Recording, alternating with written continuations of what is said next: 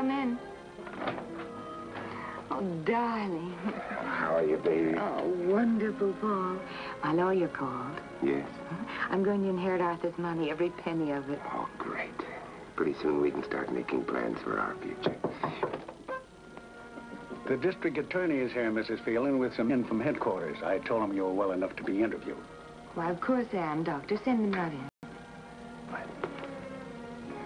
Hey, wait a minute. It's all right, Paul. Yeah, but I don't want to be seen by them here. Well, then go wait in the closet. I'll call you when they've gone. All right.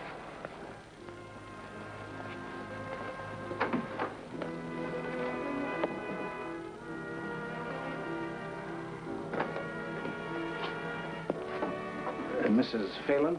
Yes, I'm Mrs. Phelan. I'm the district attorney. Yes, I know. The doctor told me. Now, who is this George Stevenson? Oh, he's a man I saw once in a while. Nothing serious. No, of course not, Mrs. Phelan. And now let's get the particulars. What does he look like? Do I have to tell you? I'm afraid so. I suppose I shouldn't feel I have to protect a murderer. George is about 6 feet 4 inches tall, gray eyes, dark hair, and a mustache. Age? Well, about 40. And what does he do for a living? Well... Do you know? Oh, yes, I know. He's a detective. Detective? Yes, he works for the Collier Detective Agency here in town.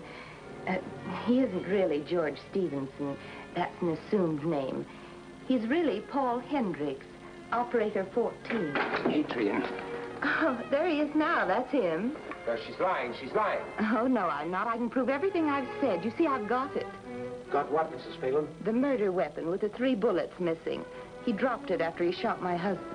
No. Oh, yes. It's a .38 Detective Special. It'll be registered in his name. You'll find it in my bag there in the top drawer of the dresser. No.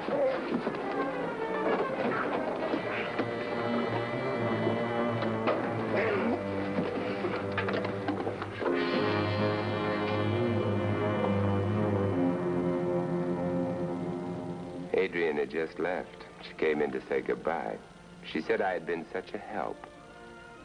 I looked through my cell window at the prison courtyard, and there I caught my last glimpse of Adrian.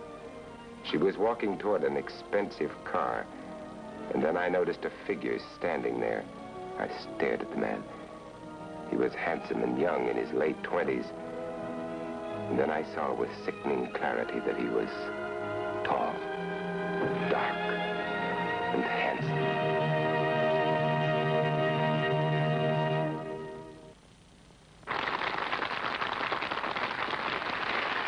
Hey, I play kind of a heel in that film, don't I? Double-crossing my own client.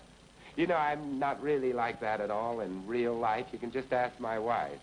Now, on second thought, don't ask her. Well, now, let's see. You know, we have only one expert key witness so far. So open your eyes and your ears and your memory, and let's see. Now, where is our first key witness on this second part? Well, what is your name, sir? Will you stand up? Ralph Clayton. Oh, and what do you do, Dr. Clayton? I'm a dentist. A dentist, huh? Oh, good. You know, I've always wanted to make one of you fellas squirm for a change. And so this is the toughest question in the whole show, and it's worth $100. Why did Arthur call the police? Why, he wanted them to follow his wife. Well, let's see if you got the facts and if you got them right. If I were you, I'd phone the police. You'd be wise to invoke the unwritten law beforehand. Tell them the story. They'll try to stop me. How can they leave out the details? Well, I'm terribly sorry, Doctor. You see, he wanted Arthur to be able to plead the unwritten law. Now, did you folks at home remember that? Did you really? Now, will the next key witness stand up and be good enough to identify himself? Yes, ma'am? I'm Fern Kennedy from Windsor, Ontario, Canada. Oh, you're from a long way off. Do you pride yourself on your powers of observation? I do on my memory, but I don't know whether I observe too much. Well, now you're going to have a rare opportunity to see some. This is for $90. Who drove the convertible and who drove the closed car on the night of the murder? Well, I think Adrian drove the closed car and Paul drove the convertible. Well, I think you have to think about that just once more now. Adrian did drive the closed car. Oh, I think her husband, Arthur, drove You're absolutely right. Absolutely right. There's nothing like driving a convertible to your own murder. I think it's so sporty, don't you?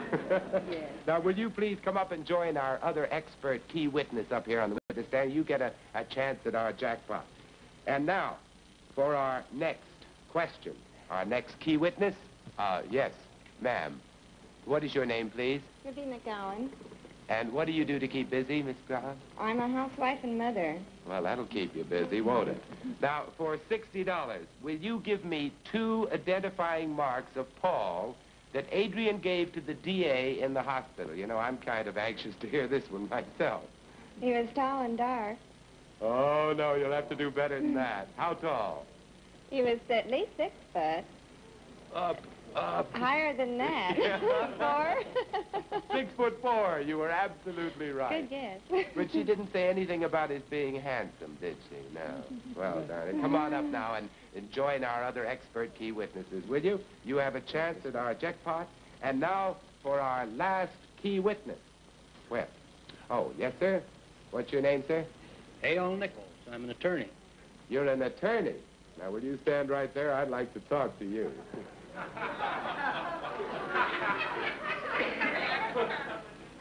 Tell me, Mr. Nichol, how do you feel being asked questions instead of asking them?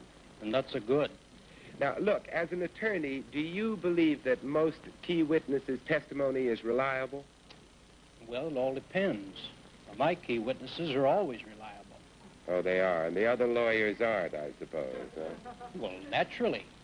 You know, they always imagine they saw things that never happened. Oh, I see. Well, let's see how you do, huh? This is for $20. What did Adrian have in her hand when she gave Paul away to the police? A rose. A rose. You're absolutely right, Mr. Nichols.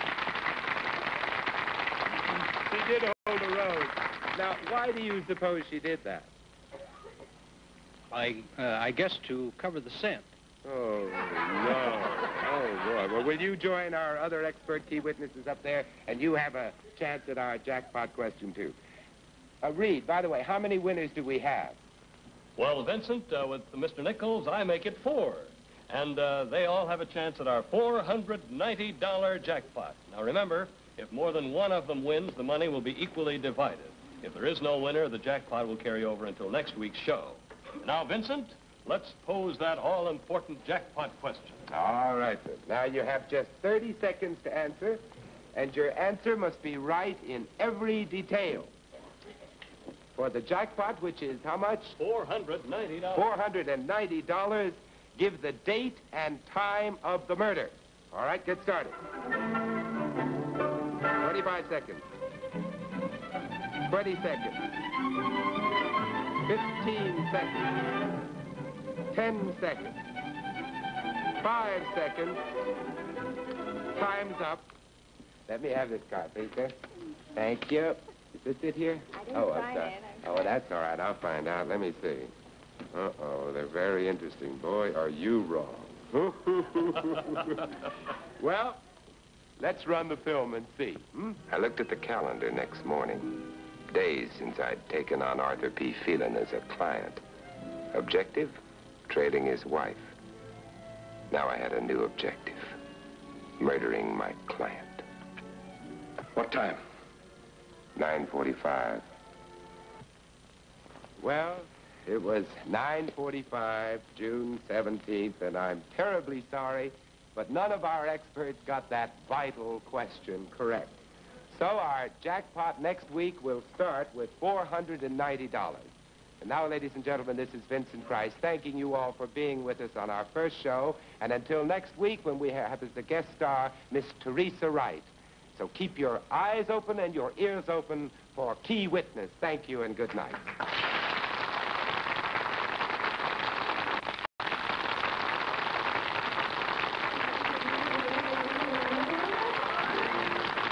Key Witness, starring Vincent Price.